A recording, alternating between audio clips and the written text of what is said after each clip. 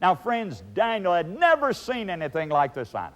He knew exactly what a bear and a lion and a leopard looked like, but we call this fellow the nondescript beast.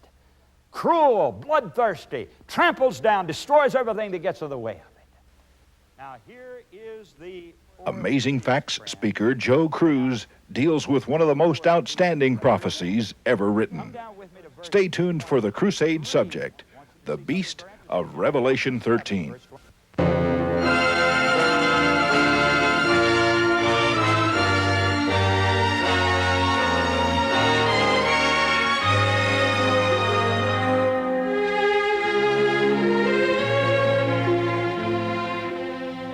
I'd like to make a little statement tonight as we get into this special series of studies on Daniel and Revelation. Now, I'm sure many of you have heard Amazing Facts either on radio or television. I'm sure you have, because we were on the air right here in this area. And you probably know that we at Amazing Facts have a little reputation of speaking out very strong and very straight when it comes to truth. Now, I believe, friends, that we're living so late in time. We're right down at the very end of this world's history, and we can't afford to just beat around the bush and talk in generalities or platitudes. I believe the time has come for us to address things directly and to speak out and draw straight lines and to tell the truth in a very straightforward manner. Now, I believe we're living in a world when people want it that way, because everybody seems to sense that things are sort of running out and unraveling. And whatever we're going to learn, we better learn it fast. Whatever we're going to do, we better do it fast, because the end of all things is approaching. And so we are going to be speaking very strong and straight here concerning truth in these meetings. And I can almost guarantee that any of you who are here right now will get your toes stepped on and you'll get hit over the head, or something will happen that'll be a little bit painful concerning truth, because listen, the truth hurts, doesn't it? The truth is painful sometimes for us to accept. And that's why I'm telling you in advance, and I'm warning you that we're going to be saying some things here that may be just a little bit painful. But still, they need to be said. And I think you want them to be said. I think that's why you're here. You're not here to be entertained. You're here to learn the truth out of this book, friends. God has revealed a lot of things in this book. His blessed will is unfolded here in the pages of this Bible. And I'm going to be speaking very strong and very straight about it. And I believe you want it that way. I hope you do anyway. Now, maybe not. Let me ask you. Let me be sure of this before we go any further here. How many of you really want me to speak out and tell it like it is and speak the truth, even if it hurts you? Let me see your hands. All right. Now, let me tell you something. I was going to do that anyway. But I'm glad you feel that way, because now I know that you won't get up and walk out just because you hear something maybe that you've never heard in your life before. I'll tell you something else, folks. When God speaks in this book, He also lays it on the line and speaks very strong and direct, doesn't He? Especially when it comes to these great prophecies.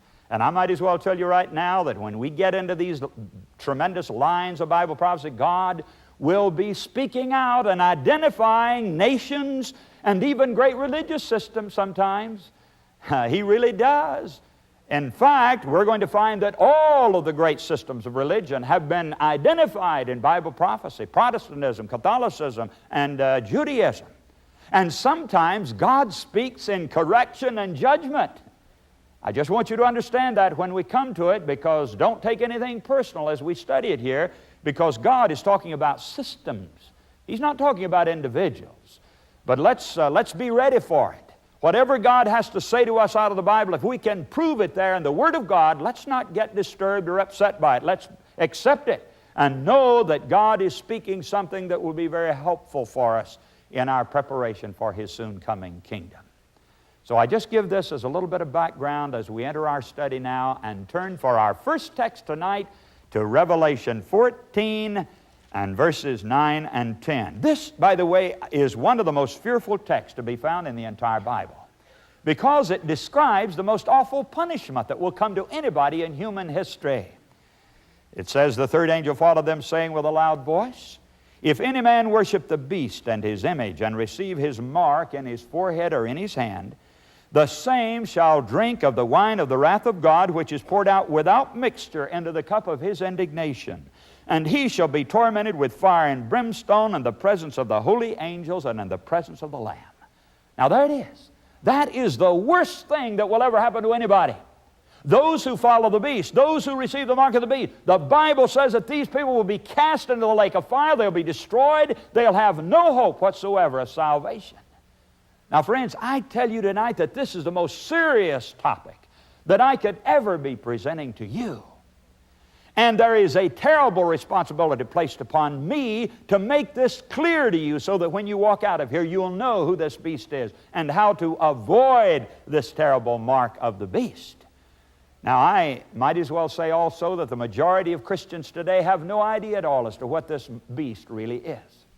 You meet an average Christian on the street today and ask him the question, say, can you tell me, friends, what is that beast over there in Revelation?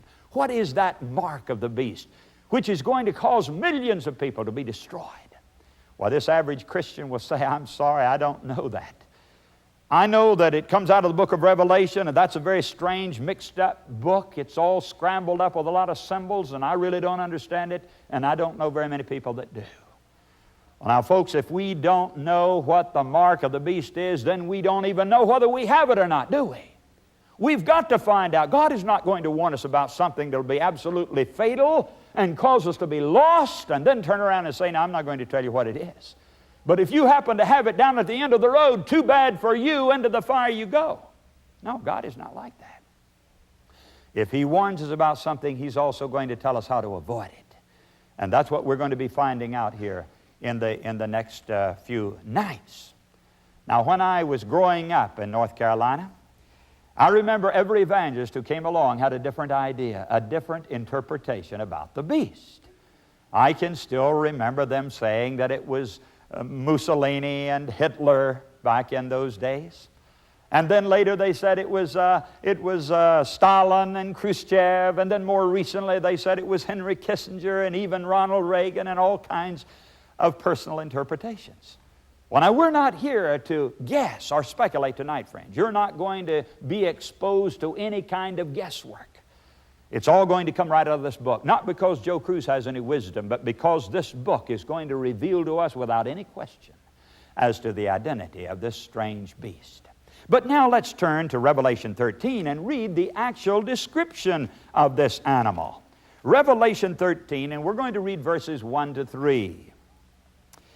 And I stood upon the sand of the sea, and saw a beast rise up out of the sea, having 7 heads and 10 horns, and upon his horns 10 crowns, and upon his heads a name of blasphemy.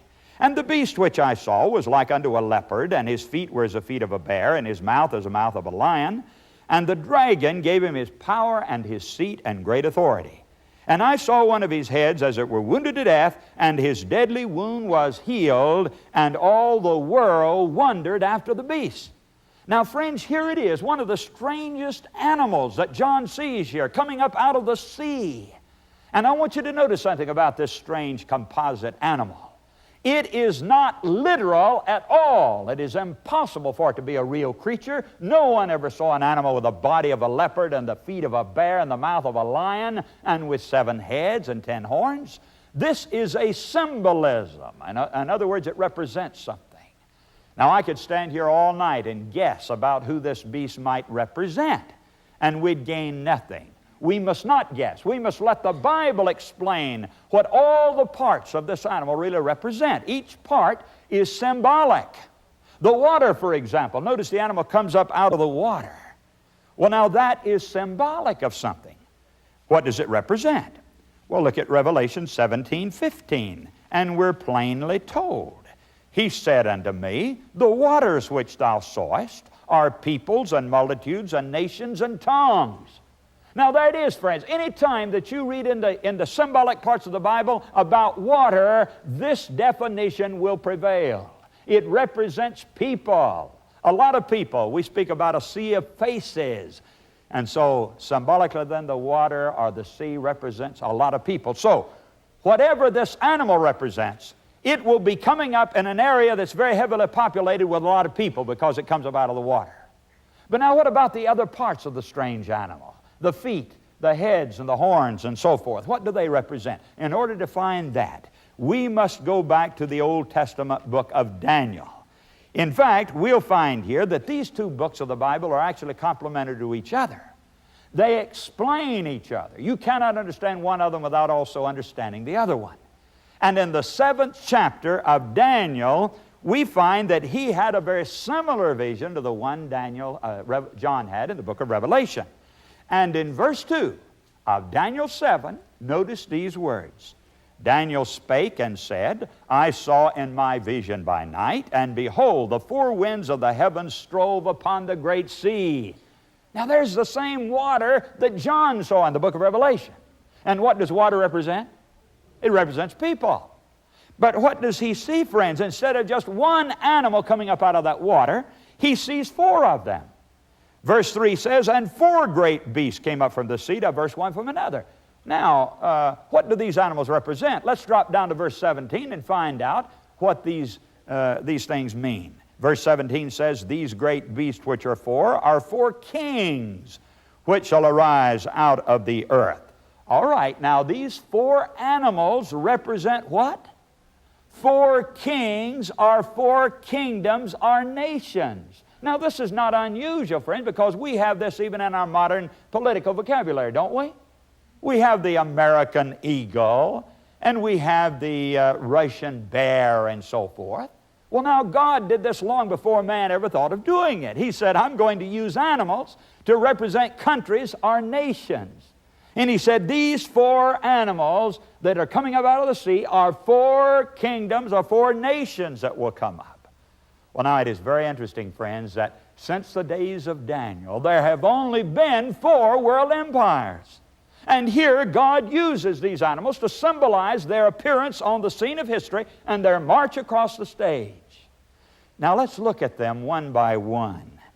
Beginning there in verse 4, it says, the first was like a lion and had eagle's wings. All right, so this would be then the first world empire back there in the days of Daniel. We know who that was, of course. Every schoolboy who studied any kind of ancient history knows that Babylon the Great came up back there in 606 BC.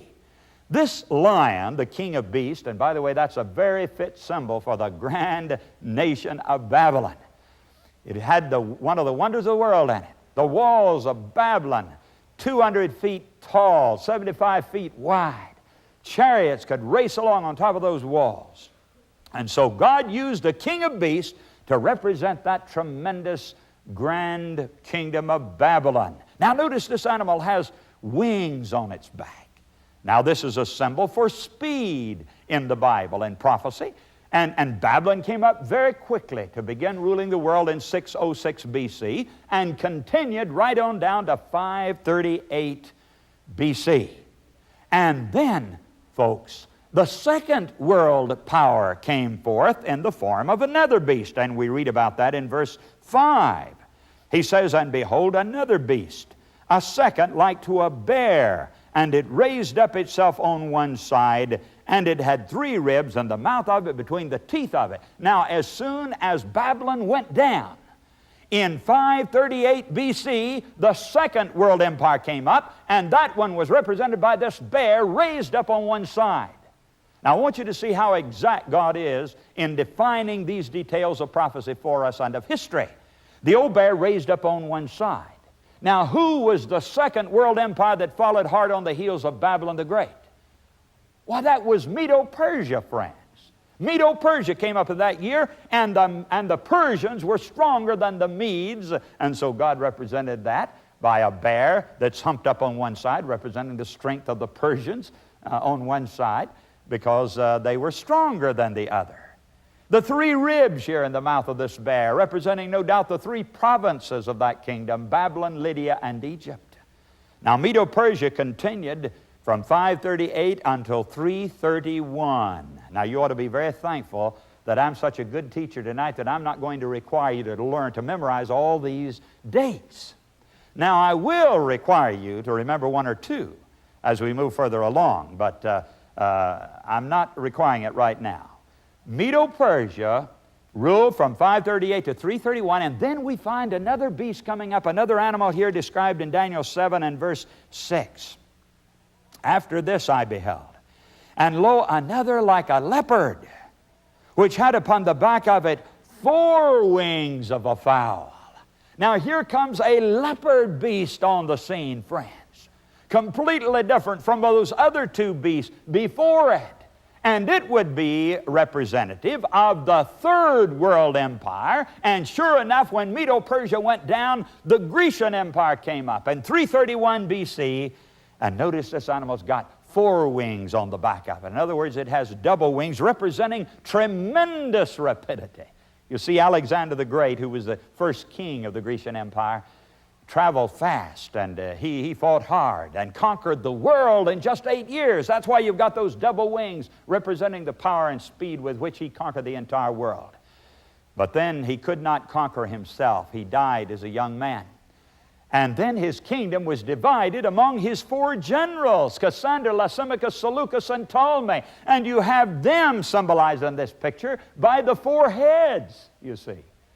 Alexander dies, his 4 generals take over, and you've got those 4 heads representing that succession of power among these 4 generals.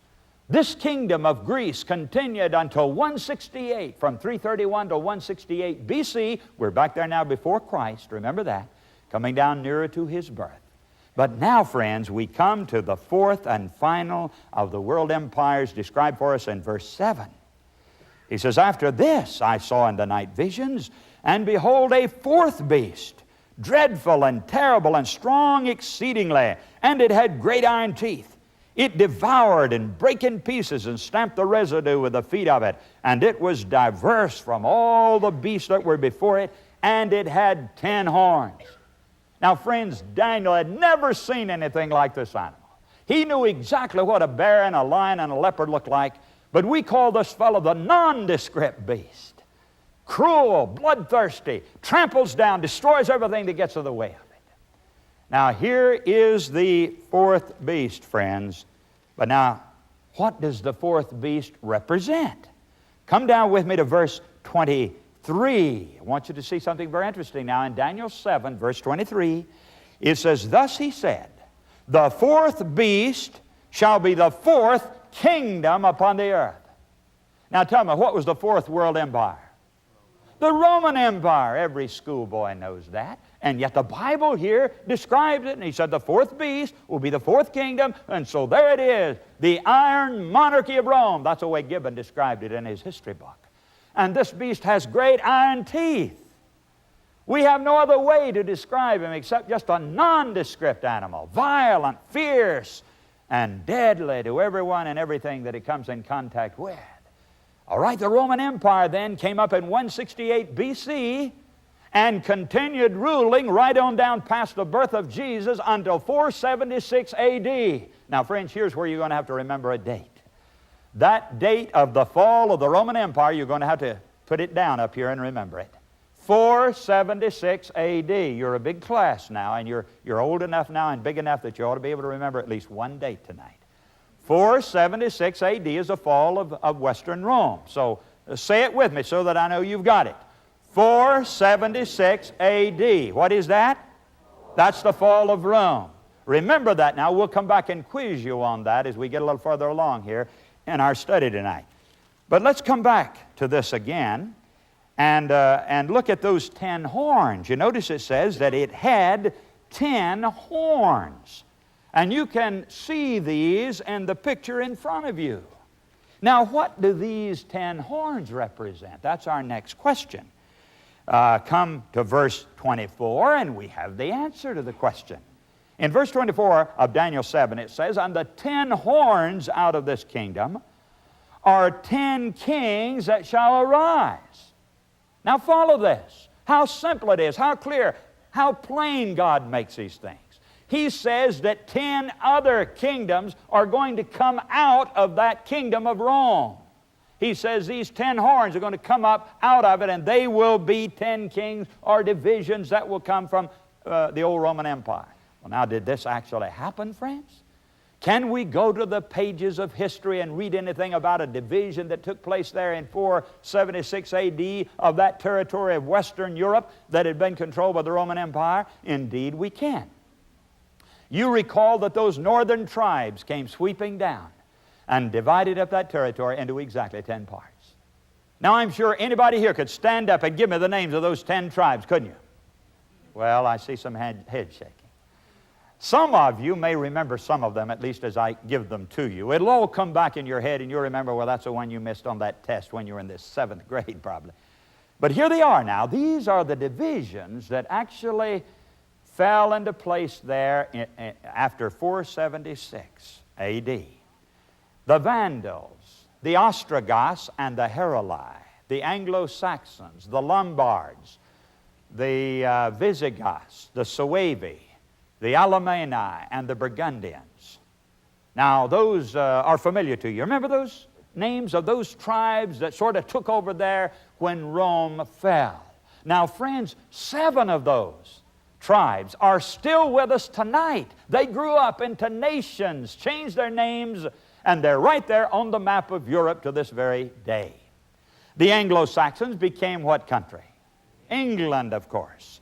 And the Franks became France. The Lombards became Italy.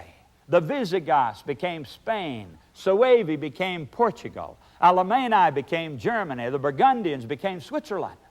So 7 of them are still there with us. 3 of them disappeared. They were destroyed and never grew up again. They are not represented tonight by any nation on the face of the earth. The Vandals, the Ostrogoths, and the Heruli were uprooted. They disappeared, and so they are not in existence now.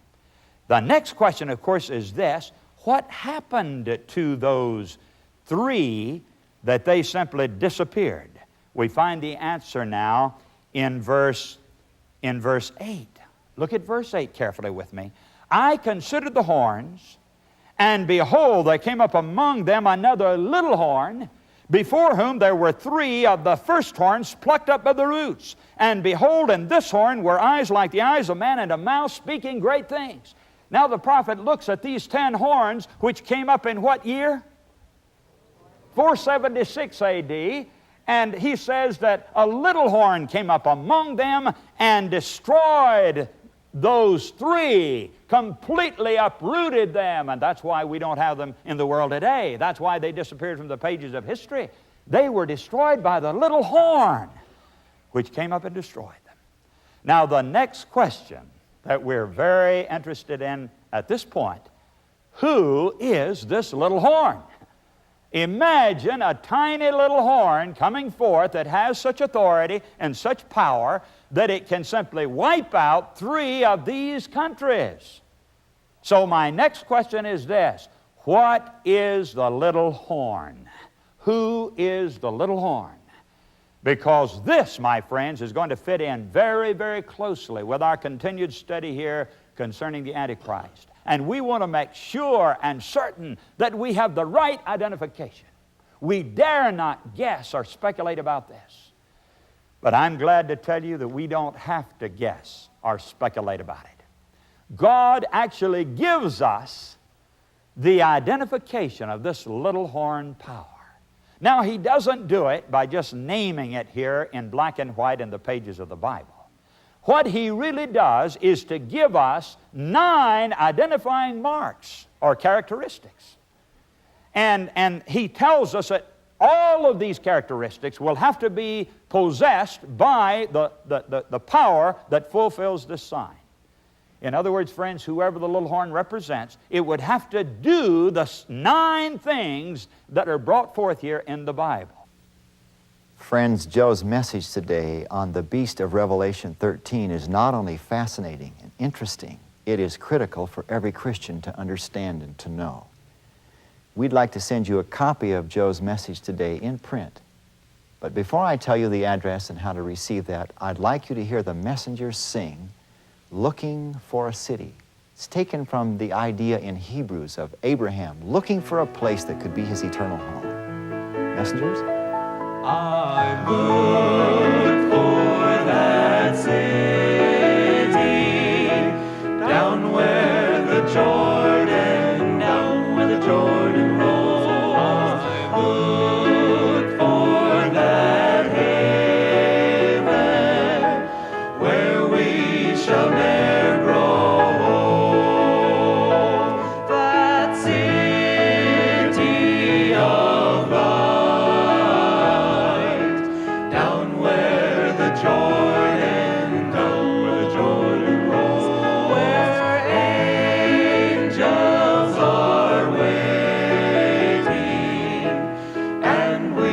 shall never